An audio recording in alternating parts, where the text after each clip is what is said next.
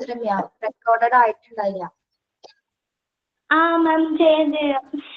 Nice.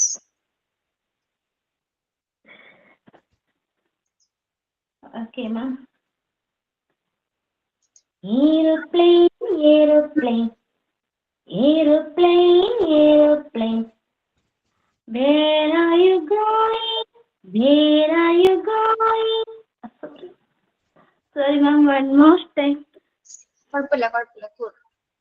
Aeroplane, aeroplane, aeroplane, aeroplane. Up in the sky, up in the sky. Where are you going? Where are you going? Flying so high, flying so high. Over the hills and over the seas, over the hills and over the seas. Airplane, airplane, please save me. Airplane, airplane, please save me. Thank you, ma'am. Very good. Good morning to all. Good morning, ma'am. Good morning, ma'am. Good morning, ma'am. Good morning, ma'am. morning.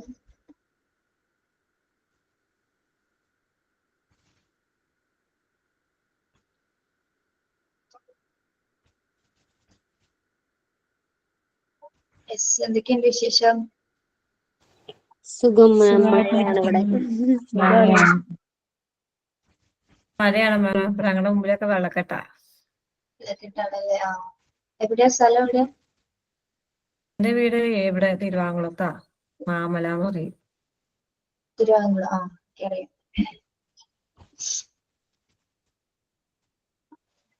മാമിന് സുഖമില്ലേ? എന്താ മാം video on ആക്കാത്തെ?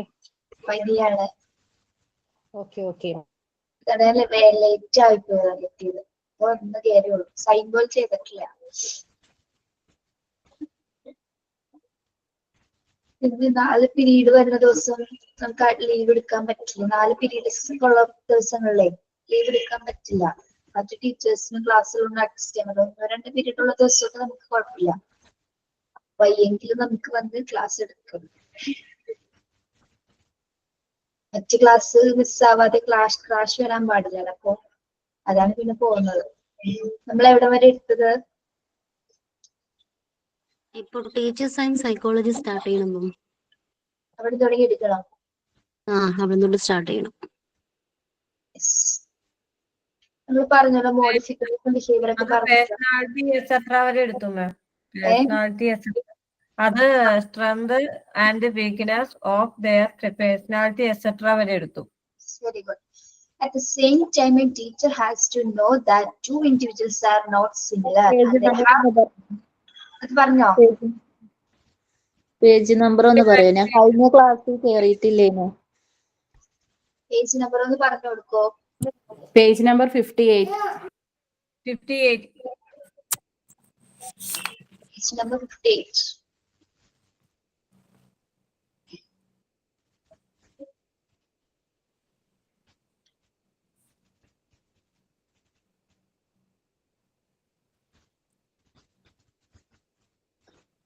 Yes.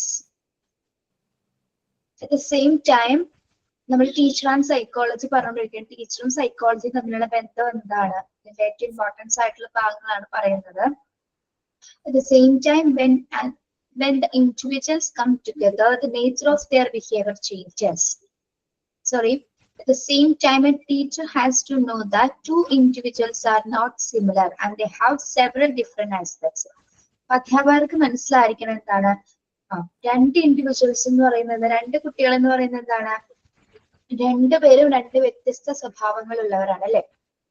അവര് similar അല്ല. നമ്മള് കുട്ടികളെ കാണുന്ന സമയത്ത് എല്ലാ കുട്ടികളും ഒരേപോലെയാണ് നമ്മൾ വിചാരിക്കുന്നത്. അവർക്ക് എന്തുണ്ട്? ഇൻഡിവിജ്വൽ ഡിഫറൻസസ് ഉണ്ട് അല്ലെ. അപ്പൊ അവർക്ക് സിമിലർ ആയിട്ടുള്ള തന്നെ, അതായത് ചിലപ്പോ കാഴ്ചയിൽ ഒരുപോലെ നമുക്ക് തോന്നിയേക്കാം അല്ലെ. ചില കുഞ്ഞുങ്ങളെ കാണുമ്പോൾ കാഴ്ചയിൽ ഒരുപോലെ ഫീൽ ചെയ്യുമെങ്കിലും അവർക്ക് എന്താണ് വ്യത്യസ്തതകളുണ്ട്. അവരുടെ തോട്ട്സില്, ഇൻട്രസ്റ്റില്, ആറ്റിറ്റ്യൂഡ്സിലൊക്കെ എന്താണ് വ്യത്യാസങ്ങളുണ്ട്. ഓക്കെ, അധ്യാപകരെ സംബന്ധിച്ചിടത്തോളം കുട്ടികളുടെ അത്തരത്തിലുള്ള ഇൻഡിവിജ്വൽ ഡിഫറൻസസ് നമ്മൾ മനസ്സിലാക്കിയിരിക്കണം. Okay, every individuals in unique in nature. എന്താണ് every individuals in unique in nature എന്ന് പറയുന്നത്? എല്ലാ ഇൻഡിവിജ്വൽസും എങ്ങനെയാണ്? അതുല്യരാണ് അല്ലെ? ഓരോ വ്യക്തിയും അതുല്യ പ്രതിഭകളാണ്. എല്ലാവർക്കും അവരുടേതായിട്ടുള്ള കഴിവുകളുണ്ട്, കാപ്പബിലിറ്റീസ് ഉണ്ട്, സ്കിൽസ് ഉണ്ട്, പലതരത്തിലുള്ള ടാലൻസ് ഉണ്ട്. ഒരാൾ ഒന്നിൽ നിന്ന് മറ്റൊന്നിലെ വ്യത്യസ്തനാക്കുന്നതാണ് എന്ത്? ഇൻഡിവിജ്വൽ ഡിഫറൻസസ് എന്ന് പറയുന്നത് അല്ലെ? ഒരാളും ഒരാളെ പോലെ തന്നെയല്ല മറ്റൊരാള്. എന്നെ പോലെയല്ല നിങ്ങളെ പോലെയല്ല ഞാൻ. എനിക്ക് വ്യത്യസ്തതയുണ്ട്, നിങ്ങൾക്കും വ്യത്യസ്തതയുണ്ട്. ആരെയും ഒരേപോലെ ദൈവം നമുക്ക് അങ്ങനെയല്ല അല്ലെ? അങ്ങനെയല്ല ഭൂമിയിൽ എല്ലാവരും ഉള്ളത്. എല്ലാവരിലും മൃഗങ്ങളായാൽ പോലും എന്താണ്? അവരിലും വ്യത്യസ്തതയുണ്ട്. Okay, at the same time when the individuals come together the nature of their behavior changes. ഇനി രണ്ട് ഇൻഡിവിജ്വൽസ് ഒരുമിച്ച് ചേർന്ന് കഴിഞ്ഞാൽ അവിടെ എന്തെങ്കിലും ബിഹേവിയർ ചേഞ്ച് ഉണ്ടാവോ? ഉണ്ടാകോ?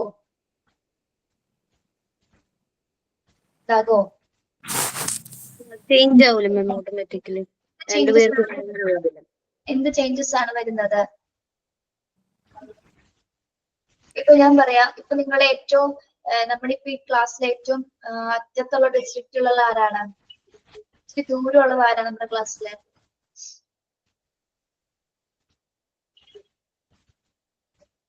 ഇടുക്കി, പത്തനംതിട്ട ആരെങ്കിലും ഒക്കെ ഉണ്ടോ? ട്രിവാൻഡ്രം ഉണ്ടോ? മലപ്പുറം ഉണ്ടോ? കായംകുളം ഉണ്ട്. കായംകുളം. കായംകുളം. നമുക്ക് മലപ്പുറം എടുക്കാം. മലപ്പുറം കാസർഗോഡ്. എന്നാ ഫാത്തിമനെ എടുക്കാം. ഫാത്തിമ ഫ്രം കാസർഗോഡ് അല്ലേ? കാസർഗോഡ്. കാസർഗോഡ് ഒരു കുട്ടി എന്നാൽ എറണാകുളത്തുള്ള ഒരു കുട്ടിയായിട്ട് സംസാരിക്കുകയാണ്. അവർ ഫ്രണ്ട്സ് ആയി. കുറച്ച് ദിവസം കഴിഞ്ഞപ്പോ എറണാകുളത്തുള്ള ബിഹേവിയർ കുറച്ചൊക്കെ ഫാത്തിമക്കും കിട്ടി. ഫാത്തിമയുടെ കുറച്ച് ബിഹേവിയർ എറണാകുളത്തുള്ള കുട്ടിയും കിട്ടി. അതെങ്ങനെ കിട്ടി?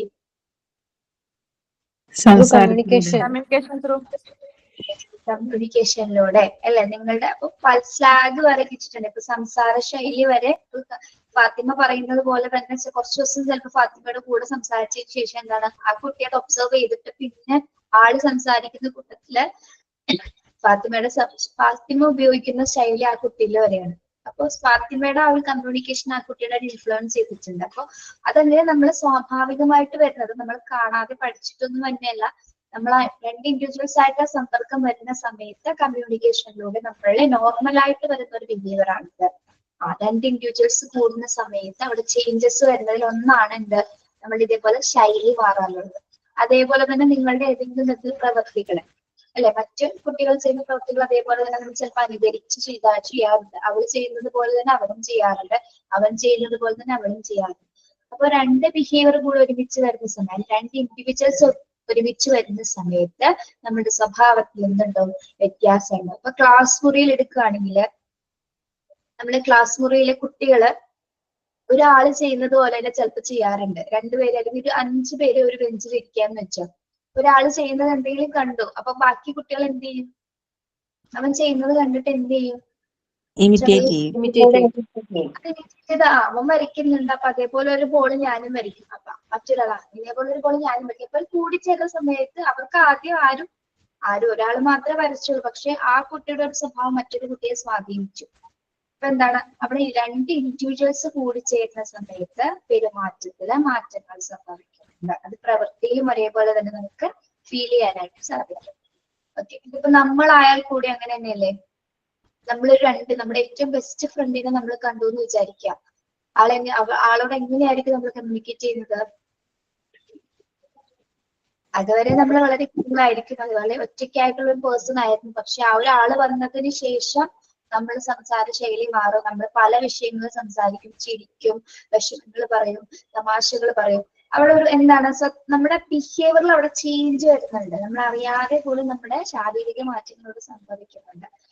ഏറ്റവും കൂടുതൽ നമ്മൾ ഏറ്റവും ഫ്രീ ആവുന്ന ഒരു ടൈമാണ് അല്ലെ? അങ്ങനെ രണ്ടുപേരായിട്ട് കൂടിച്ചേരുന്ന സമയത്ത് നമുക്ക് സംസാരിക്കാൻ ഇഷ്ടമാണ് അല്ലെ? സംസാരിക്കുന്നത് ഇപ്പൊ നമ്മൾ ഒറ്റയ്ക്ക് ഇരിക്കുന്നത് പോലെയല്ല മറ്റൊരാള് നമ്മുടെ കൂടെ ഉണ്ടാവുമ്പോ, ശരിയല്ലേ?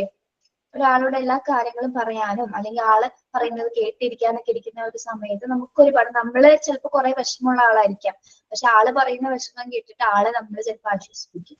ഓക്കെ, അങ്ങനെ രണ്ടുപേര് കൂടി ചേർന്നത് ഏത് സിറ്റുവേഷൻ ആണെങ്കിലും അതിന് എന്താണ് ബിഹേവിയർ ചേഞ്ചസ് അവിടെ സംഭവിക്കുന്നത്. ഓക്കെ, മനസ്സിലായോ? As teacher is not expected to deal with a group of students, it has to know the psychology of the groups as well as the psychology of the individual in the group and the influence of the group of the individual. ഇപ്പൊ നമ്മള് ഒറ്റ കുട്ടികളുടെ കാര്യം പറഞ്ഞു, രണ്ട് കുട്ടികൾ കൂടി ചേരുമ്പോഴുള്ള കാര്യം പറഞ്ഞു. ഇനി ഒരു ഗ്രൂപ്പ് ഓഫ് സ്റ്റുഡൻസിനെ ടീച്ചേഴ്സിന് എങ്ങനെ കൈകാര്യം ചെയ്യാൻ പറ്റും? Group of students behaviour വ്യത്യാസമായിരിക്കുമോ?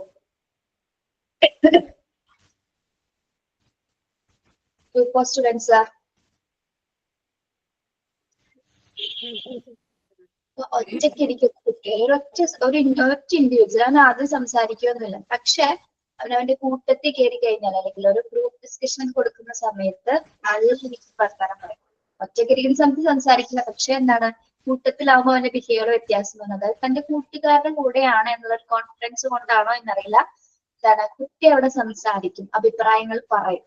Okay, group of behaviour വ്യത്യാസമുണ്ട്, ഇൻഡിവിജ്വൽ ബിഹേവിയർ വ്യത്യാസമുണ്ട്. അതേപോലെ തന്നെ എന്താണ് രണ്ട് ഇൻഡിവിജ്വൽസ് കൂടി ചേരുമ്പോഴുള്ള വ്യത്യാസങ്ങളുണ്ട്. മൂന്ന് രീതിയിൽ നമുക്ക് ഇൻഡിവിജ്വൽ ഡിഫറൻസസ് പറയാൻ പറ്റും. അതായത് ഒരാൾ ഒറ്റയ്ക്ക് ഇരിക്കുമ്പോൾ അയാൾക്ക് ഒറ്റ പേഴ്സൺ ഒറ്റ വ്യക്തി എന്ന നിലയിൽ എന്താണ് അയാളുടെ സ്വഭാവം അവിടെ മാത്രം നിൽക്കുന്നു. പക്ഷെ രണ്ടുപേര് കൂടുന്ന സമയത്ത് അയാളുടെ ബിഹേവിയർ ചേഞ്ച് ഉണ്ടാവും. ഇനി ഗ്രൂപ്പ് ഓഫ് കുട്ടികളുടെ കൂടെയാണെങ്കിലോ അവിടെയും എന്ത് സംഭവിക്കുന്നുണ്ട്? ബിഹേവിയർ ചേഞ്ചസ് സംഭവിക്കുന്നുണ്ട്. അപ്പൊ ഒരു ഗ്രൂപ്പിൽ കുട്ടികൾ എങ്ങനെ ബിഹേവ് ചെയ്യുന്നു എന്ന് കൂടി അധ്യാപകര് അറിഞ്ഞിരിക്കണം. അതും ഒരു സൈക്കോളജിയുടെ ഭാഗമായിട്ടാണ്. ഗ്രൂപ്പ് ബിഹേവിയർ വ്യത്യസ്തമായിരിക്കും കുട്ടികളുടെ. ഗ്രൂപ്പ് ബിഹേവിയർ എന്ന് പറയുമ്പോൾ അവർ കുറച്ചുകൂടി ഫീൽ ഫ്രീ ആണ്. അതായത് തന്റെ കൂടെ മറ്റു കൂട്ടുകാരുണ്ട്, സംസാരിക്കാൻ ആളുണ്ട്, അല്ലെങ്കിൽ എന്തെങ്കിലും ഒരു മോശമായ തെറ്റ് പറഞ്ഞ മറ്റുള്ള കുട്ടികൾ അത് തിരുത്തി പറയാൻ അല്ലെങ്കിൽ ആ ഒരു കോൺഫിഡൻസ് ആണ് അവർക്ക് ഗ്രൂപ്പിൽ ഇരുന്ന്. നമുക്കും അങ്ങനെ തന്നെയല്ലേ സ്കൂളിൽ പഠിച്ച സമയത്ത് നിങ്ങളൊന്ന് ആലോചിച്ച് നോക്കി, ഒറ്റയ്ക്ക് ഒരു ടീച്ചർ ആൻസർ പറയാൻ എഴുന്നേറ്റിരിക്കുമ്പോ ഭയങ്കര ഒരു പേടിയാണ് നമുക്ക്, അല്ലെ? പക്ഷെ ടീച്ചർ ചോദിക്കുമ്പോ കൂട്ടത്തിൽ അവിടെ നിന്ന് വിളിച്ചു പറയാനൊരു പേടിയുണ്ടാവും? ഇല്ല മാം. അവിടെ നിന്ന് പൊട്ടത്തരം വേണ്ടി നമുക്ക് വിളിച്ചു പറയാൻ ആരും കേൾക്കുന്നില്ല. ചുണ്ടനക്കാലും അങ്ങനെ തരികിടകളൊക്കെ കാണിച്ച ആൾക്കാരൊക്കെ തന്നെ ആയിരിക്കും നമ്മളെല്ലാവരും, അല്ലേ? അറിയാൻ പാടില്ലെങ്കിലും ചിലപ്പോ അവരൊപ്പം നിന്ന് പറയും. അവിടെ നമുക്ക് വേറൊരു ബിഹേവിയർ ആണ്. പക്ഷെ ഒറ്റയ്ക്ക് ടീച്ചർ എഴുന്നേറ്റ് നിർത്തിയാൽ വിറയ്ക്കും ചിലപ്പോ. എന്തുകൊണ്ടാണ്? ആൻസർ അറിയില്ല, അത് വേറെ കാര്യം, അല്ലെ? ആൻസർ അറിയാൻ പറ്റില്ല. ഓക്കെ,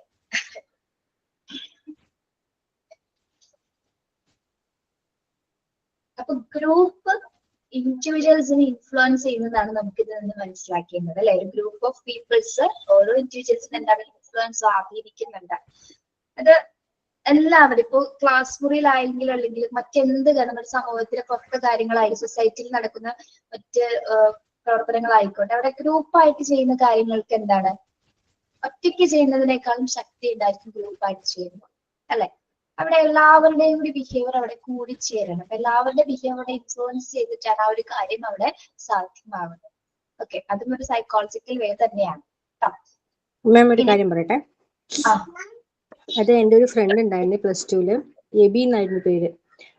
ഒരു പ്രാവശ്യം ഞങ്ങളെ എൻ്റെ ഒരു പ്രോഗ്രാമിന്റെ സമയത്ത് അവന് ഒരു പാട്ട് പാടണം. പക്ഷെ അവന്റെ ശബ്ദം അത്ര നല്ലതല്ല എന്ന് അവന് നല്ല ഉറപ്പുണ്ട്.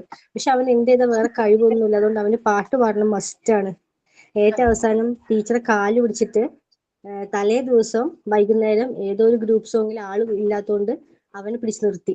എന്നിട്ട് ടീച്ചർ പറഞ്ഞ ഒരു കാര്യം എനിക്ക് ഇപ്പോഴും ഓർമ്മയുണ്ട്. നീ അവിടുന്ന് ഒച്ചയ്ക്ക് പാടണ്ട, വെറുതെ ചുണ്ട് മാത്രം അനക്കിയാൽ മതി, ഏറ്റവും ബാക്കിൽ അവിടെ നിന്നോന്ന്. എന്നിട്ട് പിറ്റേ ദിവസം ക്ലാസ്സിൽ മിസ് വന്നിട്ട് പറഞ്ഞു, പശുവിന്റെ കടിയും മാറി കാക്കയുടെ വിശപ്പും മാറി എന്നുള്ള അവസ്ഥയാണ്. അവന്റെ ആള് തികയും ചെയ്തു, പക്ഷെ എങ്കിൽ അവന്റെ ഒച്ചയായിട്ട് ആരും കേട്ടതുമില്ല. അങ്ങനത്തെ ഒരു അവസ്ഥയാണ്. മിസ് വന്നപ്പോ എനിക്ക് അതാ ആദ്യം ഓർമ്മ വന്നു. ശരിയാണ്. അത് ഏത് ക്ലാസ്സിലാണ് റീച്ച? +2 മാം, +2. ക്ലാസ് മുറികളുടെ കാര്യങ്ങൾ പറയുമ്പോൾ നിങ്ങൾ നിങ്ങളുടെ പഴയ ക്ലാസ് മുറികളിലോട്ടൊക്കെ പോകാറുണ്ടോ? ആലോചിച്ച് നോക്കാറുണ്ടോ? അതാണല്ലോ അവിടുന്ന് ഒന്നും വരാനേ പറ്റിയിട്ടില്ല. അതെ, സ്റ്റക്കായിട്ട് കിടക്കാണ്.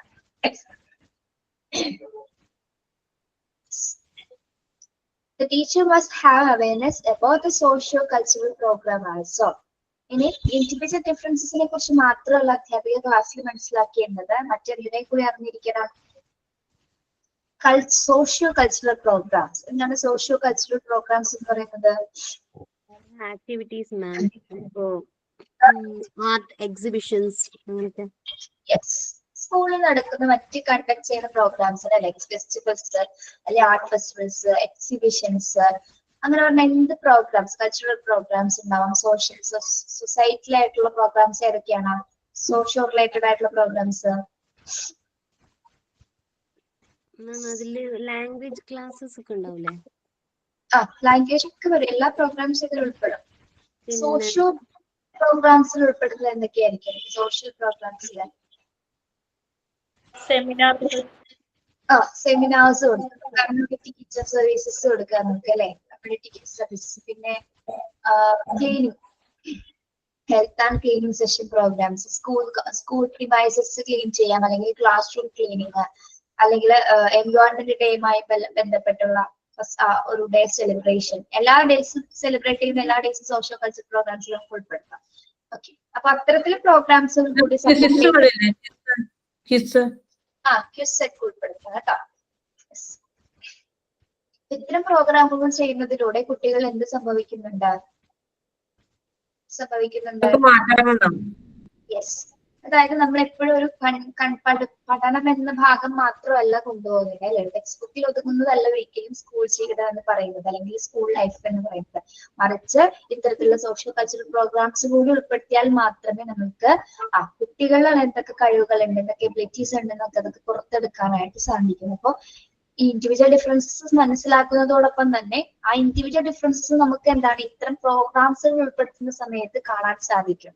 അതായത് ചിലപ്പോ അവൻ ഇൻഡിവിജ്വലി വീക്ക് ആയ ഒരു പേഴ്സൺ ആയിരിക്കും, പക്ഷെ ആർട്ട് ഫെസ്റ്റിവൽസ് ഒക്കെ കൊടുക്കുന്ന സമയത്ത് എന്താണ് ആർട്ട് റിലേറ്റഡ് ആയിട്ടുള്ള പ്രോഗ്രാംസ് നല്ല ഭംഗിയായിട്ട് ചെയ്യുന്ന കുട്ടിയായിരിക്കും. ചിലപ്പോൾ മിണ്ടാതിരിക്കുന്ന കുട്ടിയാണ് ക്ലാസ് കിട്ടില്ല, മറ്റു കുട്ടികളോട് സംസാരിക്കില്ലാത്ത കുട്ടിയാണെങ്കിൽ ചിലപ്പോ എന്താണ് പ്രോഗ്രാം കൊടുക്കുന്ന സമയത്ത് വളരെ ഭംഗിയായിട്ട് ചെയ്യുന്ന കുട്ടികൾ ഉണ്ടാവും. ഓക്കെ, അപ്പൊ അങ്ങനെയുള്ളവർക്കൂടെ കൂടി പ്രോത്സാഹനത്തിന് വേണ്ടിയിട്ടാണ് നമ്മൾ അത്തരത്തിലുള്ള പ്രോഗ്രാംസുകൾ സ്കൂളിൽ കണ്ടക്ട് ചെയ്യുന്നത്. അപ്പൊ അത്തരത്തില് സോഷ്യോ കൾച്ചറൽ പ്രോഗ്രാംസിൽ കൂടി അവയർനെസ് ആർക്ക് ഉണ്ടായിരിക്കണം? അധ്യാപകർക്ക് ഉണ്ടായിരിക്കുന്നതാണ്. Yes, as A teacher deals with children processing of knowledge, she is expected to know the process involved in the obtaining of knowledge. Besides, she must have knowledge of how to improve knowledge of the children so that they may process it properly. So teacher deals with child processing of knowledge. അധ്യാപകനെ സംബന്ധിച്ചിടത്തോളം നമ്മൾ എന്ത് ഡ്യൂട്ടിയാണ് കുട്ടികളിൽ ചെയ്യുന്നത്? എന്ത് ഡ്യൂട്ടിയാണ്? എങ്ങനെ അവർക്ക് കൊടുക്കുക അല്ലെ? അതായത് നോളജ് പ്രോസസ്സിംഗ് ആണ് നമുക്ക് കുട്ടികൾക്ക് കൊടുക്കുന്നത്. ശരിക്കും പറഞ്ഞാൽ ആദ്യം മാക്സിമം എത്രത്തോളം അറിവ് അവർക്ക് കിട്ടണം എന്ന രീതിയിലാണ് നമ്മൾ ഓരോ കണ്ടന്റ് പഠിപ്പിക്കുന്നതും ആക്ടിവിറ്റീസ് ചെയ്യിപ്പിക്കുന്നതൊക്കെ അല്ലെ. അതായത് ഇതിന്റെ പ്രധാന ലക്ഷ്യം എന്ന് പറഞ്ഞാൽ കുട്ടികൾക്ക് എത്രത്തോളം അറിവുണ്ടാക്കുക അല്ലെ. അധ്യാപകനെ സംബന്ധിച്ചിടത്തോളം നമ്മളുടെ ഡ്യൂട്ടി എന്ന് പറയുന്നത് കുട്ടികളിൽ എന്താണ് നല്ലൊരു നോളജ് ഉണ്ടാക്കിയെടുക്കുക എന്നുള്ളതാണ് നമ്മളുടെ ഡ്യൂട്ടി എന്ന് പറയുന്നത്. അതിനെ മാക്സിമം രീതിയിൽ അധ്യാപകര് എന്താണ് പ്രവർത്തിക്കുന്നത്. യെസ്, പിന്നെ അത് മാത്രമല്ല എങ്ങനെ നമ്മൾ കുട്ടികൾക്ക് നോളജ് അക്വയർ ചെയ്യിപ്പിക്കണം, അല്ലെങ്കിൽ നോളജ് എങ്ങനെ കുട്ടികൾക്ക് പറഞ്ഞു കൊടുക്കണം, ആ ഒരു പ്രോസസ് എങ്ങനെയായിരിക്കണമെന്ന് നമ്മൾ ആദ്യം അധ്യാപകര് മനസ്സിലാക്കും. വെറുതെ നമുക്കൊരു ടെക്സ്റ്റ് ബുക്ക് എടുത്ത് വേണമെങ്കിൽ ഒരു പാട്ട് പഠിപ്പിച്ചു കൊടുക്കാൻ പറ്റും, അതാണോ ഒരു നല്ല വേ എന്ന് പറയുന്നത്? അല്ല, മറ്റൊരു രീതിയിൽ കൂടി കുറച്ചുകൂടി ക്രിയേറ്റീവ് ആയിട്ട് എങ്ങനെ കുട്ടികളെ നമുക്ക് പഠിപ്പിച്ചു കൊടുക്കാം, അല്ലെങ്കിൽ കുട്ടികളിലേക്ക് എത്രത്തോളം മനോഹരമായ രീതിയിൽ നോളജ് ഉണ്ടാക്കിയെടുക്കാം എന്ന രീതിയിൽ കുറച്ച് വ്യത്യസ്തമായിട്ട് എല്ലാ അധ്യാപകരും ചിന്തിക്കേണ്ടതുണ്ട്. ഓക്കെ, ഞാൻ ഇപ്പോഴും ഒരു കാര്യം പറയാം. നിങ്ങള് മറ്റു ടീച്ചേഴ്സിന് ആരെയും റോൾ മോഡൽസ് ആക്കരുത്. ഇപ്പൊ നിങ്ങൾ നിങ്ങൾക്ക് ഉണ്ടാവല്ലേ, എനിക്ക് ആ ഒരു ടീച്ചറിനെ കണ്ടിട്ടാണ് ഞാൻ വളരുന്നത്, അല്ലെങ്കിൽ ആ ടീച്ചർ പെരുമാറുന്ന പോലെ ആയിരിക്കാം. അങ്ങനത്തെ ഒരു കോൺസെപ്റ്റിൽ നിങ്ങൾ കുറച്ചൊന്ന് വിട്ട് ചിന്തിക്കും. വേണ്ട, നിങ്ങൾ ആസ് ഒരൊറ്റ ഇൻഡിവിജ്വൽ ഒരു ടീച്ചറാണ് അല്ലെ. ഇപ്പൊ സുരമ്യ ഒരു ടീച്ചറാണ്, ഷഫീറ ഒരു ടീച്ചറാണ്, റീച്ച ഒരു ടീച്ചറാണ്. നിങ്ങളായാൽ മതി. നിങ്ങൾക്കുള്ള എബിലിറ്റീസും കപ്പാസിറ്റീസും ഉള്ള ഒരു ടീച്ചർ ആയാൽ മതി. മറ്റൊരാളെയും നിങ്ങൾ റോൾ മോഡൽ ആക്കേണ്ട. കാരണം നിങ്ങൾക്കുണ്ട് ഒരുപാട് കഴിവുകള്, ഒരുപാട് കപ്പാസിറ്റീസ് ഉണ്ട്, നിങ്ങൾ എല്ലാം കൊണ്ട് ഏബിൾ ആണെന്ന് നിങ്ങളൊന്ന് വിശ്വസിക്കുക. അപ്പൊ തന്നെ എന്താണ്, മറ്റൊരാളെ നമ്മുടെ ലൈഫിൽ മോഡലാക്കേണ്ട കാര്യമില്ല. അപ്പൊ അങ്ങനെ കൂടി നിങ്ങൾ വ്യത്യസ്തമായിട്ട് ചിന്തിക്കണം. നിങ്ങൾക്കൊരു ടീച്ചിങ് രീതിയുണ്ട്, നിങ്ങൾ പഠിപ്പിക്കുന്നതിനൊരു വേ ഉണ്ടാവും. അപ്പൊ ഞാൻ പഠിപ്പിക്കുന്നത് വ്യത്യസ്തമാണ്, നിങ്ങളും അതേപോലെ എന്താണ്, നിങ്ങൾക്ക് ഓരോരുത്തരിലും വ്യത്യസ്തതയുണ്ട്. അപ്പൊ നിങ്ങൾ ആരെയും റോൾ മോഡൽസ് ആക്കിയേണ്ട. നല്ല ഭാഗങ്ങൾ ഉണ്ടെങ്കിൽ നമുക്ക് അതൊക്കെ സ്വീകരിക്കാം, അവരുടെ നല്ല ക്വാളിറ്റീസ് ഉണ്ടെങ്കിൽ സ്വീകരിക്കാം. പക്ഷെ ഒരിക്കലും അതേപോലെ കോപ്പി ചെയ്യാൻ നോക്കരുത്. എത്രത്തോളം കുട്ടികളെ നമ്മളുടെ സ്റ്റൈൽ ഓഫ് വേയിൽ പഠിപ്പിക്കാൻ പറ്റും കേട്ടോ, അങ്ങനെയാണ് നമ്മളൊരു അധ്യാപകർ എന്ന നിലയിൽ നമുക്കൊരു വിജയം ഉണ്ടാവുക. അല്ലെങ്കിൽ മറ്റൊരാളെ കോപ്പി അടിച്ച് റോൾ മോഡലായി പോകുന്നതിൽ നമുക്കൊരു സാറ്റിസ്ഫാക്ഷൻ ലഭിക്കില്ല. ആ ടീച്ചർ പറയുന്ന പോലെയാണ് ഞാൻ പറയുന്നത് എന്ന് വിചാരിച്ച് എന്താണ് അവിടെ ആ ടീച്ചർ എന്ന പ്രൊഫഷന് ഒന്നുമില്ലാതായി. ഒരിക്കലും നിങ്ങൾ അങ്ങനെ കാണരുത്. നിങ്ങളായിട്ടിരിക്കുക. നിങ്ങൾ റീജ എന്ന ടീച്ചർ റീജയാണ്, റീജ മറ്റൊരാളെയും കോപ്പിയല്ല. അതുപോലെ സൽമ മറ്റൊരാളുടെ കോപ്പിയല്ല, സൽമ എന്നൊരു ഇൻഡിവിജ്വൽ ടീച്ചറാണ്. അങ്ങനെ നിങ്ങൾ പഠിപ്പിക്കണം കേട്ടോ, മറ്റൊരാളെ റോൾ മോഡൽസ് ആക്കേണ്ട ആവശ്യമില്ല. അങ്ങനെയും കൂടി ഒന്ന് വേറിട്ട് ചിന്തിച്ചു നോക്കൂ. ഒരുപാട് കുറെയൊക്കെ നിങ്ങൾ എല്ലാം കൊണ്ടും കഴിവുള്ളവരാണ്, കുറെ കപ്പാസിറ്റി ഉള്ളവരാണ്, പക്ഷെ അതൊക്കെ ഉറങ്ങിക്കിടക്കുകയാണ്. അതൊന്ന് മനസ്സിലാക്കി പൊടിതട്ടി എടുത്താൽ മതി. സ്കൂളിലൊക്കെ പോയി തുടങ്ങുമ്പോൾ നിങ്ങൾക്ക് അത് മനസ്സിലാവും. ക്ലാസ് ഒക്കെ എടുത്തു തുടങ്ങുമ്പോൾ എങ്ങനെ നല്ലൊരു ടീച്ചർ ഉണ്ടെന്ന് നിങ്ങൾ തിരിച്ചറിയും. ആ ഒരു നിമിഷം അത് നിങ്ങൾക്ക് മാത്രമേ ഫീൽ ചെയ്യാൻ പറ്റുള്ളൂ. അങ്ങനെ ഒരു നിമിഷം ഉണ്ടായി, ഞാൻ പല പ്രാവശ്യം തിരിച്ചറിഞ്ഞിട്ടുള്ളതാണ് സ്കൂളിൽ വെച്ചിട്ട്. നിങ്ങൾ മനസ്സിലാക്കുന്നത് ആദ്യം നമുക്ക് തോന്നും ഇതെനിക്ക് പറ്റുന്ന ഒരു പ്രൊഫഷൻ അല്ല എന്നൊക്കെ പല പ്രാവശ്യം തോന്നും കേട്ടോ. ആ ഒരു സിറ്റുവേഷൻസ് ഒക്കെ കടന്നു, അല്ലാതെ ഒറ്റയടിക്ക് ടീച്ചർ ആയെന്ന് വെച്ച്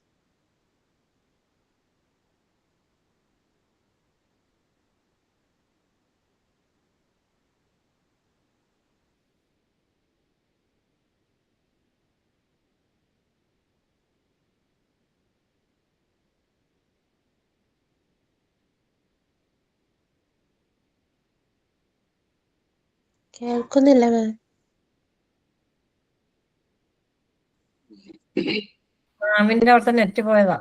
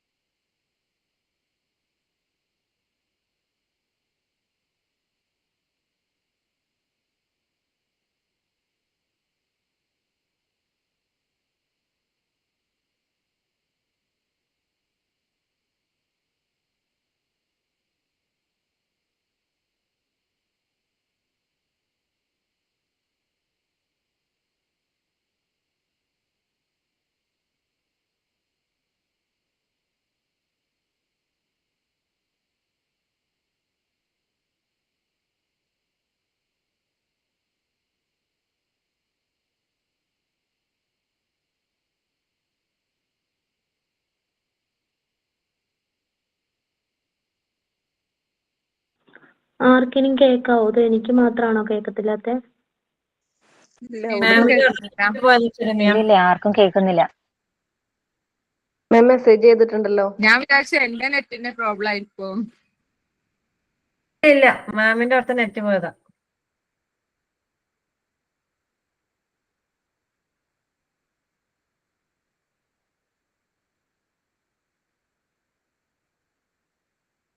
എല്ലായിടത്തും നല്ല മഴയുണ്ടോ?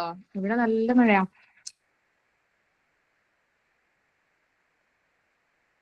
ഇവിടെ മഴയൊക്കെ തന്നെയുണ്ട്. തൊണ്ടി ഭയങ്കര വെള്ളക്കെട്ടാ. മൈക്ക് ഒന്ന് കട്ടായി പോയതാണ് കേട്ടോ. Okay ma'am. ഞാൻ പറഞ്ഞതിൽ നിങ്ങൾ കേട്ടായിരുന്നു? അപ്പോ വെറുതെ ആണോ പറഞ്ഞത്? മറ്റുള്ളവരിൽ നിന്നും എല്ലാവരും വ്യത്യസ്തരായി ചിന്തിക്കണം, നിങ്ങൾക്ക് നിങ്ങളുടേതായ ഒരു ഐഡന്റിറ്റി ഉണ്ടാക്കണം എന്ന് പറഞ്ഞത് വരെ കേട്ടു. ഓക്കെ, ഇത്രേ ഉള്ളൂ, വേറെ ഒന്നും ഇല്ലതല്ലേ കേട്ടോ. അത് ഞാൻ പറ മിസ് കുറച്ചും കൂടെ വലുതാക്കി പറഞ്ഞിരുന്നേ. ഞാൻ സിമ്പിളാക്കി ഒറ്റ വാക്കിൽ പറഞ്ഞുള്ളൂ. യെസ്,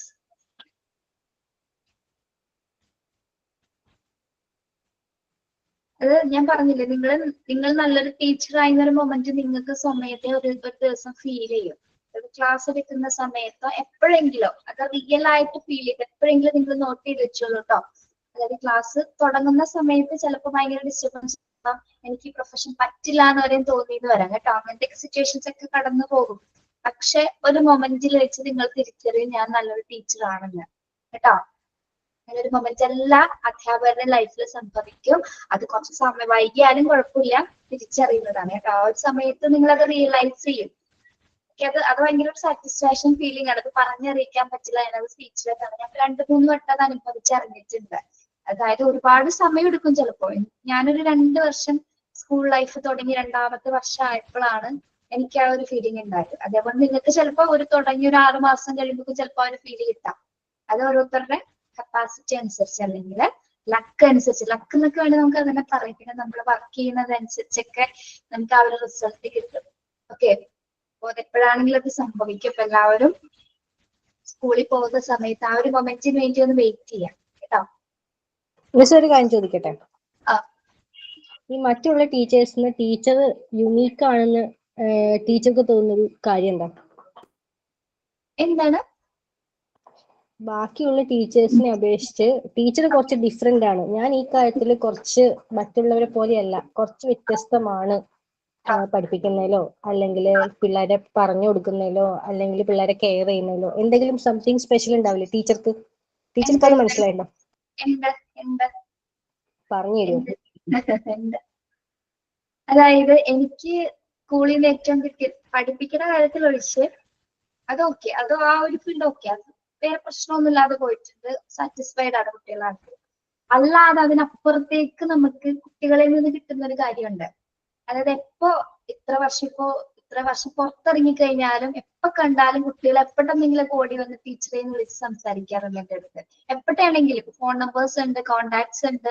പുറത്തിപ്പോ എവിടെ പോയാലും പറഞ്ഞാൽ പോയാലൊക്കെ വണ്ടിയിലാണെങ്കിൽ പോലും അവർ നിർത്തി വന്ന് നമ്മളെ വർത്താനം പറയും.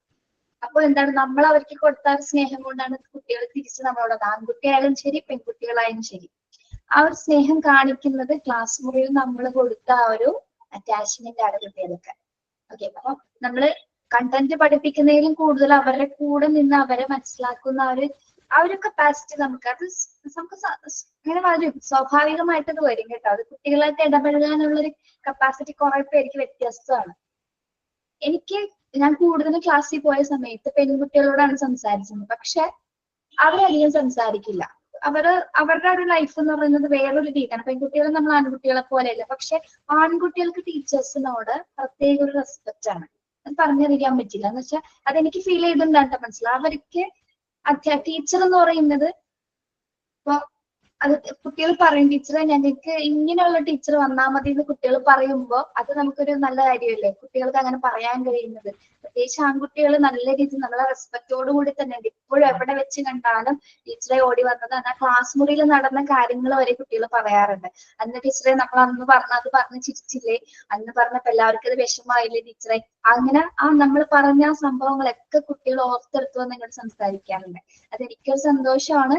നമ്മളൊന്നും ഇതായിട്ട് പറയുന്നതല്ല, പക്ഷെ അതാണ് എനിക്ക് ഏറ്റവും കിട്ടിയത്. മറ്റുള്ളവരിൽ നിന്ന് വ്യത്യസ്തമാക്കുന്നത് എനിക്ക് അതാണ്. കുട്ടികൾ ഇപ്പോഴും എന്നെ ഓർത്തിരിക്കുന്നുണ്ട്, കാണുമ്പോൾ ഓടി വരുന്നുണ്ട്, സംസാരിക്കുന്നുണ്ട്. അന്നുണ്ടായ മൊമെന്റ്സ് അവർ നമ്മളോട് ഷെയർ ചെയ്യുന്നുണ്ട്. അത് തന്നെയല്ലേ ഒരു ഏറ്റവും വലിയ കാര്യം തന്നെയല്ലേ. പഠിപ്പിക്കുന്നതിനപ്പുറത്തേക്കായിട്ട് അവരെപ്പോഴും നമ്മളെ ഓർത്തിരിക്കുക എന്നുള്ളതാണ് അതിൽ ഏറ്റവും ഇമ്പോർട്ടന്റ് ആയ കാര്യം.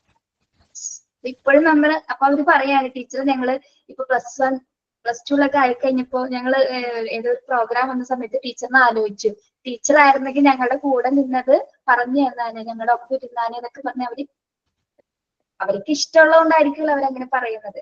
അപ്പൊ എനിക്ക് സ്കൂൾ ലൈഫിൽ നിന്ന് എനിക്ക് കിട്ടിയത് അതാണ്. അത് തിരിച്ചു പോകുന്ന കുറെ നാൾ കഴിഞ്ഞിട്ടുണ്ട്. ഞാൻ വിചാരിച്ചിട്ടുണ്ട് എന്നെ ആരും തിരിച്ചറിയാൻ ആരും പറ്റില്ല, ഒരു പിള്ളേര് പോലെ വന്ന് ചോദിക്കില്ല എന്നൊക്കെ വിചാരിച്ചൊരു സമയത്ത്. പക്ഷെ ഒരു സമയം കഴിഞ്ഞപ്പോ നമ്മുടെ കുട്ടികൾ നമ്മളുടെ തന്നെ ഓടി വരും. അതാണ്, ഇതിന് എത്ര വർഷം കഴിഞ്ഞാൽ അത് മാറില്ല. അവരെപ്പോഴും നമ്മളുടെ മുഖം ഓർത്തിരിക്കും.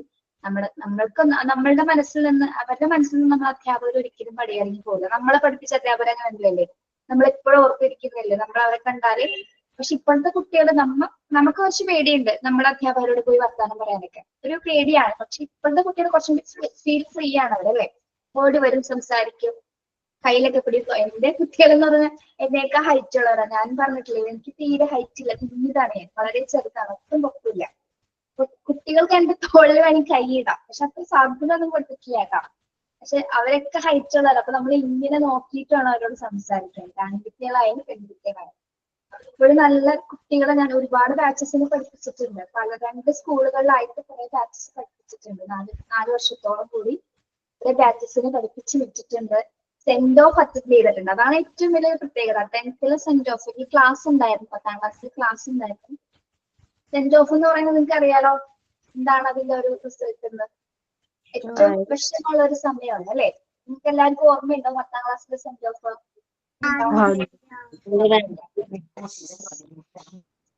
അത് ഭയങ്കര ഒരു മൊമെന്റ് ആണ്. അത് ഒരിക്കലും നിങ്ങൾക്ക് ശരിക്കും ഭയങ്കര ഏറ്റവും കൂടുതൽ വിഷമം ഒരു ശരിക്കും പറഞ്ഞാൽ ചില കുട്ടികൾ തന്നെ 8ൽ പഠിപ്പിച്ചു, 9ൽ പഠിപ്പിച്ചു, 10ലും പഠിപ്പിച്ചിട്ട് 10ല് ക്ലാസ്സിൽ വന്ന കുട്ടികളുണ്ട്. അപ്പൊ 3 വർഷത്തെ അടുപ്പമാണ് അവരായിട്ട്.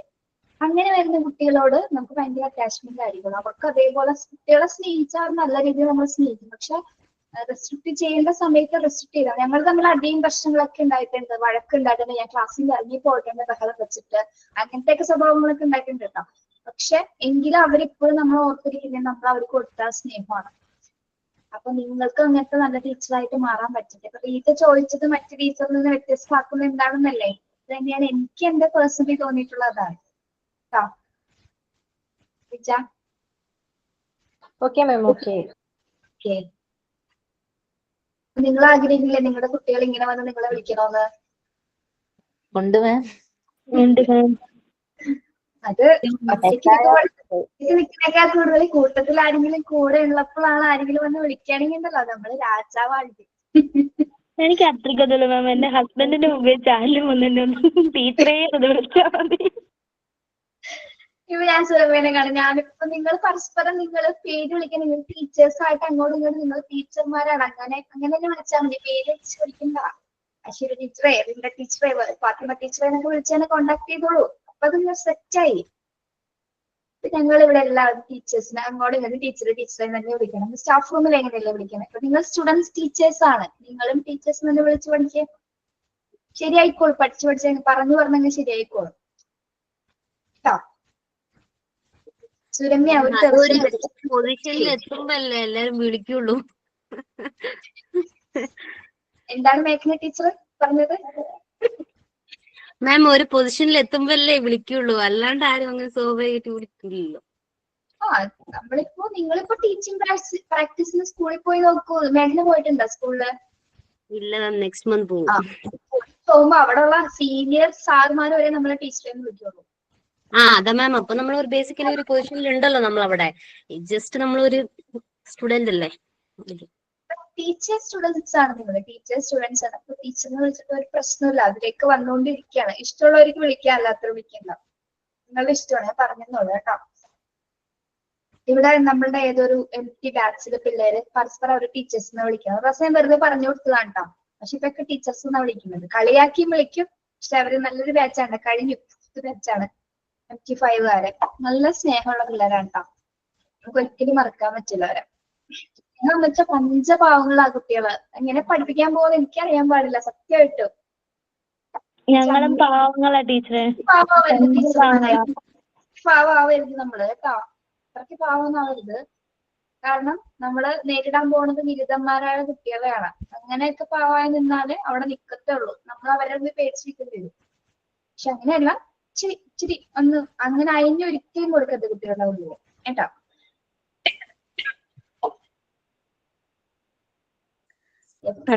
എടുക്കുന്ന 9 ബാച്ചിലെ പിള്ളേര് നല്ലതാന്ന് പറയണം കേട്ടോ ടീച്ചർ. മാം പറയാലോ. നിങ്ങളിപ്പോ ഇതുവരെ കംപ്ലൈന്റ്സ് ഒന്നും വന്നിട്ടില്ല.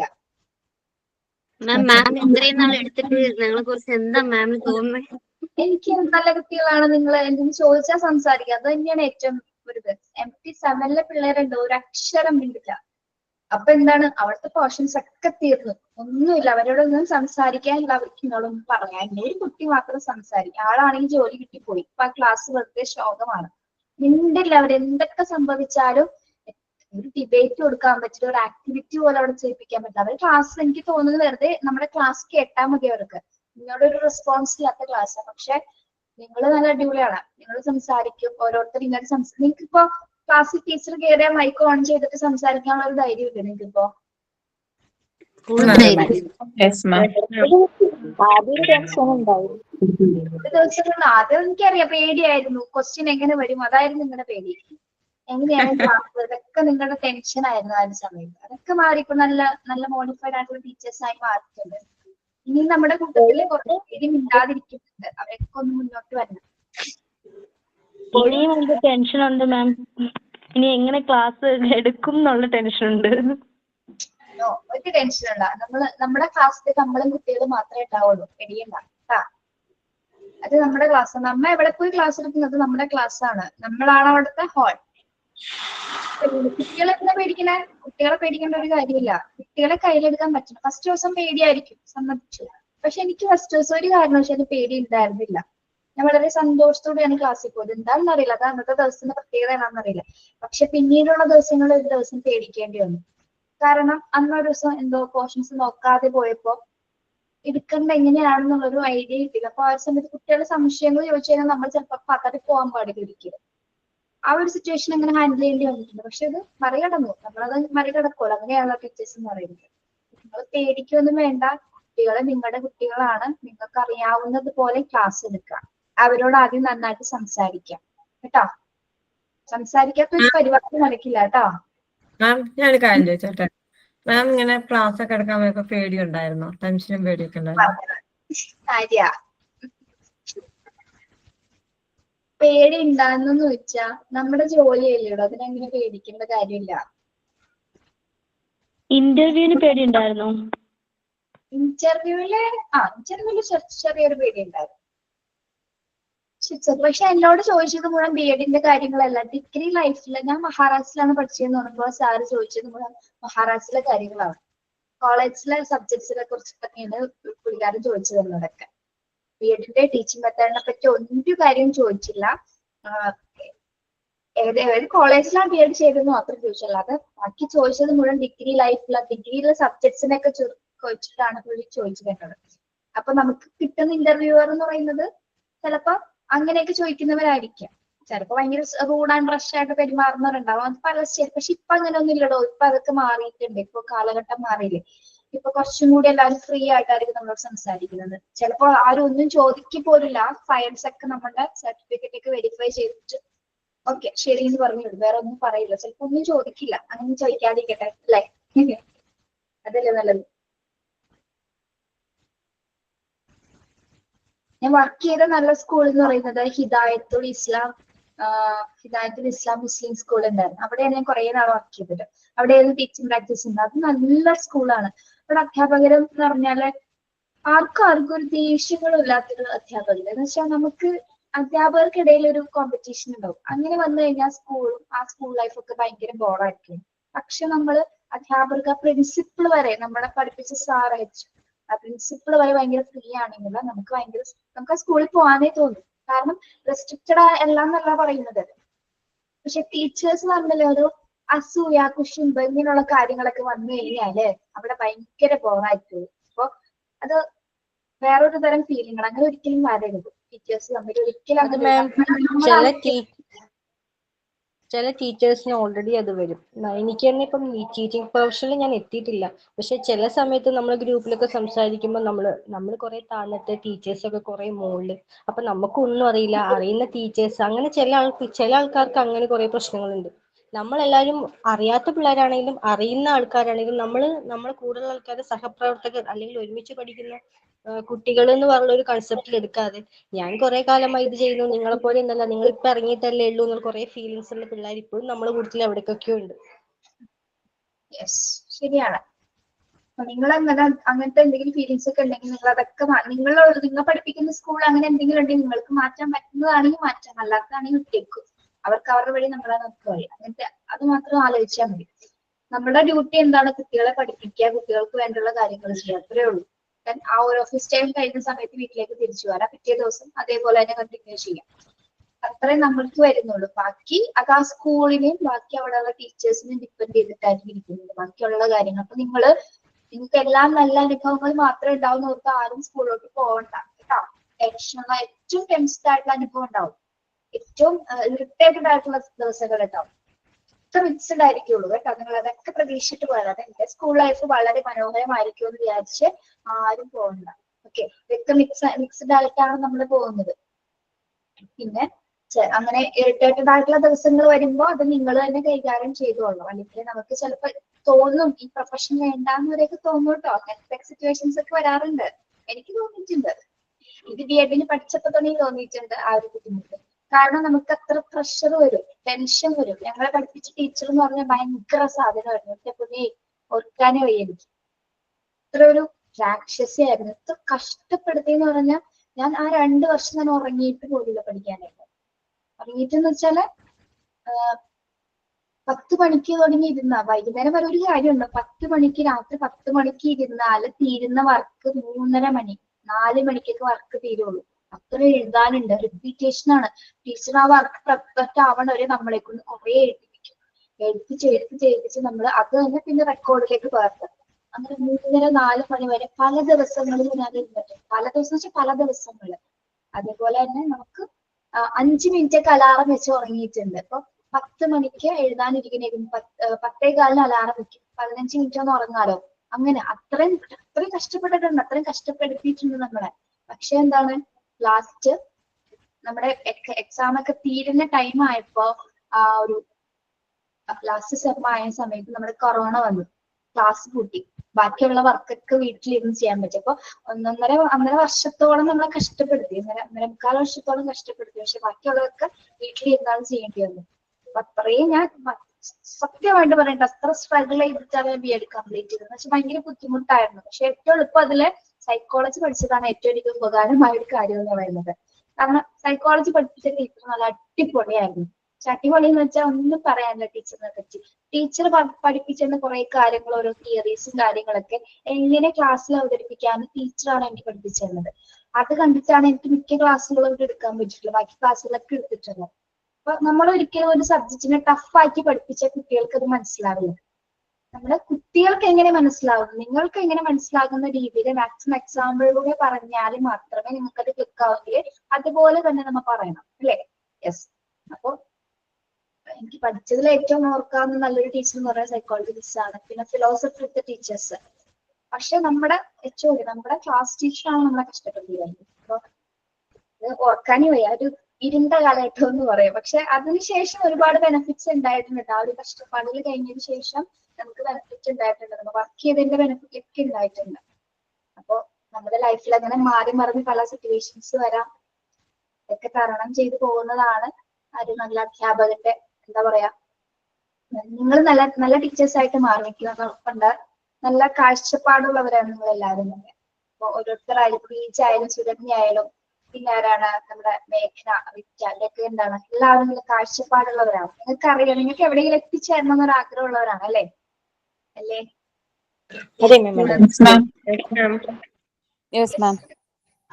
അല്ലാണ്ട് എവിടെ പോകാനായിട്ട്. നിങ്ങളും കുറെ കഷ്ടപ്പെട്ടിട്ടില്ലേ, ഒരുപാട് കാലങ്ങൾ കഷ്ടപ്പെട്ടിട്ടില്ലേ, പല വേദനകളിലൂടെ കടന്നു പോയിട്ടില്ല എല്ലാവരും. റിസൾട്ട് ഉണ്ടായിരിക്കും. പിന്നെ ദൈവത്തെ കൂട്ടുപിടിക്കുക, നന്നായിട്ട് പ്രാർത്ഥിക്കുക. അത് തന്നെയാണ് ഏറ്റവും നമ്മളുടെ കൂടെ എപ്പോഴും ഒരു ശക്തി ഉണ്ടെന്ന് പറയില്ല. ഞാൻ അത് വിശ്വസിക്കുന്നത്. നിങ്ങൾ എല്ലാവരും ദൈവത്തെ വിശ്വസിക്കുന്നവരല്ലേ? നമ്മളാണ് നിരീശ്വരവാദികളാവേണ്ട കാര്യമില്ല. നമ്മളെ ഇങ്ങനെയൊക്കെ എഴുന്നേറ്റ് നടിപ്പിക്കാൻ പറ്റുന്നുണ്ടെങ്കിൽ തന്നെ ആ ഒരു ശക്തിയാണ്. അത് നമ്മളങ്ങനെ ട്രസ്റ്റ് ചെയ്യുക. അത്രേ ഉള്ളൂ. ഓക്കെ. പാരസെറ്റമോൾ വർക്ക് ചെയ്തട്ടോ. ഞാനൊരു ഗുളികയും കഴിച്ചിട്ടാണ് കയറിയത്. എടുക്കണ പോലെയല്ല ഇപ്പൊ ഫസ്റ്റ് വന്ന പോലെയല്ല. അത് മരുന്നിന്റെ പവർ കൂടുന്നതിനനുസരിച്ച് നമുക്ക് അത് മാറി തുടങ്ങുന്നത്. അതെ. പനി വന്നത് എങ്ങനെയാണെന്ന് ചോദിക്കൂ. നിങ്ങൾ പനി വന്നത് എങ്ങനെയാണെന്ന് ചോദിക്കൂ. കാണാൻ പോയി മഴ കൊണ്ട് അങ്ങനെ പനി വന്നോട്ടെ. 2-3 ദിവസം ഞാനും അതിനൊക്കെ ഇംഗ്ലീഷ് എടുക്കാൻ സാറുണ്ട്. വേറെ അശ്വതി ബസ്, അശ്വതിയാണെങ്കിൽ ഇവിടുത്തെ ബെസ്റ്റ്. ഞങ്ങള് മഴ കാണാൻ പോയി. കുറെ ദിവസം മഴ കാണാൻ പോകുന്നത്. കോട്ടത്ത് മഴ നനയില്, പാടത്ത് പറമ്പില്, മലയുടെ മുകളിലൊക്കെ പോയി മഴ കണ്ടു. 2-3 ദിവസമായിട്ട് ഈ കറക്കം തന്നെ. ഇൻസ്റ്റയിൽ എന്റെ ഫ്രണ്ട്സ് ആയിട്ട് പിള്ളേർക്കാണെങ്കിൽ അറിയാൻ പറ്റും. കുറെ ദിവസം എന്താ പേര്? ഞാൻ മാമിന്റെ കഴിഞ്ഞ ക്ലാസ്സിന്റെ യൂട്യൂബിലെ വീഡിയോയിൽ ഞാൻ കണ്ടായിരുന്നു മാം ഇങ്ങനെ പറയുന്നത്. എന്റെ ആദ്യം ഒന്നും കൂടെ മാം കേട്ടില്ല. ആദ്യം മേഘനയുടെ പേര് പറഞ്ഞാൽ മതി, ഞാൻ ഫോളോ ചെയ്തോളാം. മേഘ്ന സന്തോഷ് മാം. മേഘന സന്തോഷം. എന്നിട്ട് പാടത്തും പറമ്പിലൊക്കെ പോയി മഴയും കൊണ്ട് ഫോട്ടോസ് എടുത്ത് റീൽസ് എടുത്ത് അടിച്ച് പൊളിച്ച് ചായയൊക്കെ കുടിച്ചതിന്റെ ക്ഷീണമാണ് ഇപ്പൊ പനിയായിട്ടത്. പക്ഷെ 2 ആഴ്ചയായിട്ടോ മഴ കൊള്ളുന്നത്, 2 ആഴ്ചയായിട്ടാണ്. ഇപ്പോഴാണ് പനി എന്താ വരാത്തേന്ന് ആലോചിക്കായിരുന്നു. പക്ഷെ മഴയൊക്കെ നമ്മൾ നനയണ്ടേ? നമുക്ക് ഇതൊന്നും നനയാൻ പണ്ട് പറ്റിയിട്ടില്ല, ഇപ്പോഴെങ്കിലും നമ്മൾ നനയണ്ടേ? നിങ്ങൾക്ക് മഴ കൊള്ളാൻ ഇഷ്ടമുള്ള ഇപ്പോഴും നനഞ്ഞോട്ടോ. മഴ നനയണമെന്നല്ലേ പറയുന്നേ? മഴ നനയണം, അതെ. പുതുമഴ. മാം, എൻജോയ്മെന്റ് ഫീസും ഡോക്ടർ ഫീസും തമ്മിൽ ടാലി ആവുന്നുണ്ടോ? എന്നിട്ടാണ് എനിക്ക് നനയാൻ. എന്താണ്? ഈ എൻജോയ്മെന്റിന്റെ പൈസയും ഡോക്ടർ ഫീസും. ഡോക്ടർ ഫീസ് ഒക്കെ നമ്മൾ കുറച്ച് അഡ്ജസ്റ്റ് ചെയ്താൽ മതി, കുഴപ്പമില്ല. ശരി, അങ്ങനെയല്ല, ഞങ്ങള് കോട്ടക്കിട്ടാണ് മഴ തന്നെ, എന്തെങ്കിലും തണുപ്പൊക്കെ അടിച്ചല്ലോ. പിന്നെ അതിനെന്തിന് ഗവൺമെന്റ് ഹോസ്പിറ്റൽ ഇല്ലേ, പോയാ പോരെ? എനിക്ക് ഗവൺമെന്റ് ഹോസ്പിറ്റലാ നല്ലത്. കൊറോണ ഗവൺമെന്റ് ഹോസ്പിറ്റലൊക്കെ ഭയങ്കര റിസ്ക് ആണ് ഇപ്പം. കൊറോണ പിടിച്ച ഒരു മനുഷ്യൻ അവിടെ ഒന്നും കേറുന്നില്ല. നിങ്ങൾക്ക് അങ്ങനെയൊക്കെ കുറെ കാര്യങ്ങളുണ്ട്. ഈ മഴ നനയാത്ത വീട്ടിലിരുന്നാൽ മതി, അല്ലാത്തൊരു വീട്ടിലുള്ള മഴ നനഞ്ഞാൽ മതി കേട്ടാ. പുറത്ത് പോയി എൻജോയ് ചെയ്യും പിള്ളേരെ. ഇനി എപ്പോഴാണ് നമുക്ക് പോകാൻ പറ്റുന്നത്? ഇനി എപ്പോ പോകാനാണ് നമ്മള്? ഏകദേശം ലൈഫിന്റെ പകുതി കഴിഞ്ഞു അല്ലേ? അതെ. ഇതില് പഴയ ചെറിയ കുട്ടികളുണ്ടെങ്കിൽ അവരെയൊന്നും ഉദ്ദേശിക്കില്ല കേട്ടോ. അപ്പൊ ഡിഗ്രി കഴിഞ്ഞവരുണ്ടെങ്കിൽ ആരെയൊന്നും ഉദ്ദേശിക്കില്ല. അല്ലാത്തവരുടെ കാര്യം പറഞ്ഞു. പോകാൻ പറ്റുന്നിടത്തൊക്കെ പോകും. മുടി മുറിക്കണോന്ന് നോക്ക്, മുടി മുറിക്കുക. ഫേഷ്യൽ ചെയ്യണോ? ഫേഷ്യൽ ഇതൊക്കെ പൈസയൊക്കെ സ്വന്തമായി കൂട്ടി വെച്ച് ചെയ്യേ. ഇഷ്ടമുള്ള കാര്യങ്ങൾ, നിങ്ങൾക്ക് ഇഷ്ടമുള്ള കാര്യങ്ങൾ നിങ്ങൾ ചെയ്യേ. മാം, അല്ലെങ്കിൽ യൂട്യൂബ് നോക്കിയാൽ മതി. ജോലി ഇട്ടിട്ട് വേണം. ഞാൻ മുടി വെട്ടിയതും കളർ ചെയ്തതൊക്കെ ഞാൻ തന്നെയാ മാം. ഞാൻ ഇതുവരെ പാർലർ പോയിട്ടില്ല. ഞാൻ എല്ലാം യൂട്യൂബ് നോക്കി പഠിച്ചിട്ടുണ്ട്. വെരി ഗുഡ്, നല്ല കാര്യം. എനിക്ക് വന്നില്ല കേട്ടോ. ഞാനും ഇപ്പൊ ഞാൻ ക്ലാസ് കേട്ടോണ്ടിരുന്നു. ക്ലാസ് കഴിഞ്ഞിട്ട് ഇട്ടാ മതി കേട്ടോ. ഓക്കെ. മാമിന്റെ ID പറയാവോ? ആദ്യം ഒന്നുകൂടി പറയാം മാം. ആദ്യം ഒരു പച്ച സാരി എടുത്ത് ഒരു അമ്പലത്തിൽ നിൽക്കുന്ന ഫോട്ടോ ആയിരിക്കും.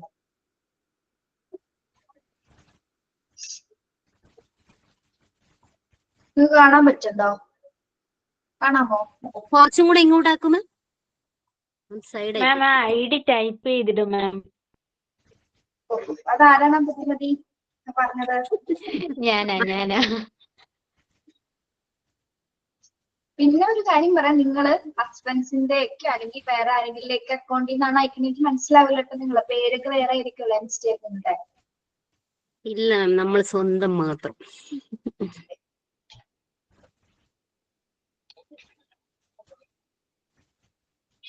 ഇതൊന്നും കൊടുക്കാൻ പാടില്ല എന്നാണ് ഇവിടുത്തെ റൂള്. പക്ഷെ ഞാൻ കൊടുക്കാറുണ്ട്. കാര്യം എന്താന്നാ, നിങ്ങൾ ക്ലാസ് കഴിഞ്ഞ് പോയാൽ നമുക്ക് ആ കോണ്ടാക്ട്സ് ഉണ്ടാവില്ലേ.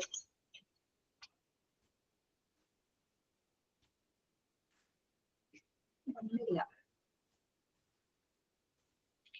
പക്ഷെ മാമിന്റെ ഡാൻസ് അടിപൊളിയാണ്.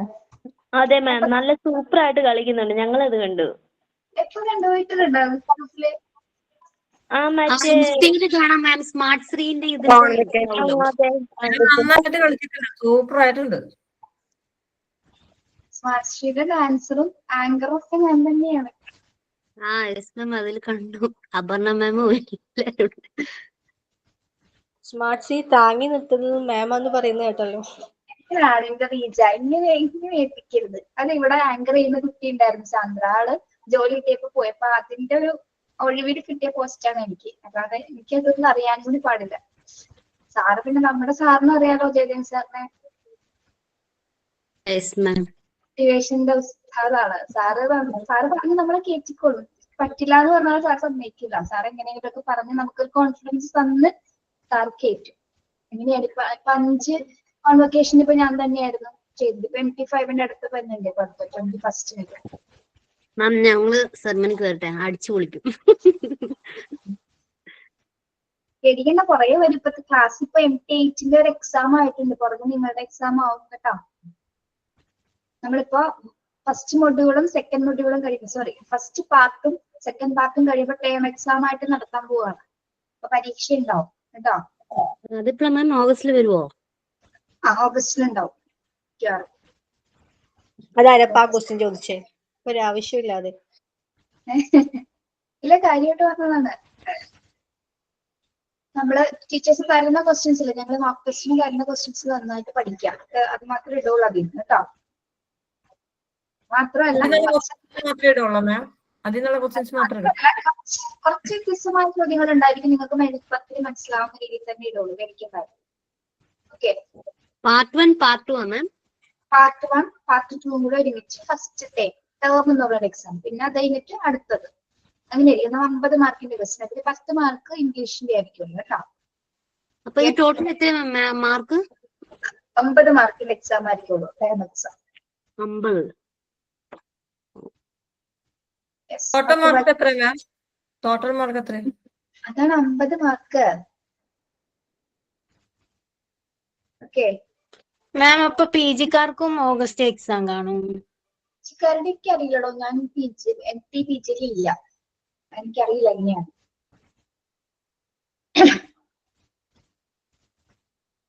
ഓക്കെ, സൈൻ ഔട്ട് ആരാടാ? യെസ് മാം, ഞാനാണ് ലിൻസി. ആരാടാ? Lincy. Good morning, Adira ma'am and my dear friends. First of all, I thank Adira ma'am for giving this valuable section for us without considering your illness. And I'm also thank my classmates for your better responses. Today we discuss about the chapter psychology, and we covered the topic how psychology will help teachers when they are interacting with children. And I think all of you understand the class and enjoy this section very well. So once again, thank you, Adira ma'am. This is sign out by Lindsay. Have a nice day. Okay, thank you. ഇനി thank you ma'am. Yes, നിങ്ങൾക്ക് ഞാൻ ആ ഒരു activity തന്നിട്ട് എല്ലാവരും ചെയ്തായിരുന്നു, അത് pencil ട്രീയുടെ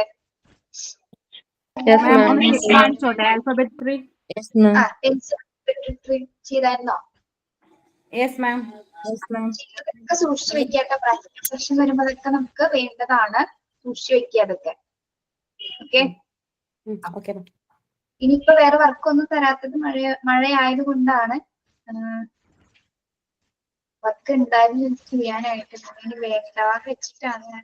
വേറെ ആരെങ്കിലും വർക്ക് തന്നിട്ടുണ്ടായിരുന്നു? മിസ്സേ ജസ്റ്റ് പറഞ്ഞോ മിസ്സേ, ഞങ്ങൾ ടൈം നോക്കി സെറ്റ് ആക്കിക്കോളാം. തന്നോ മിസ്? സെറ്റ് ആക്കിക്കോളാം.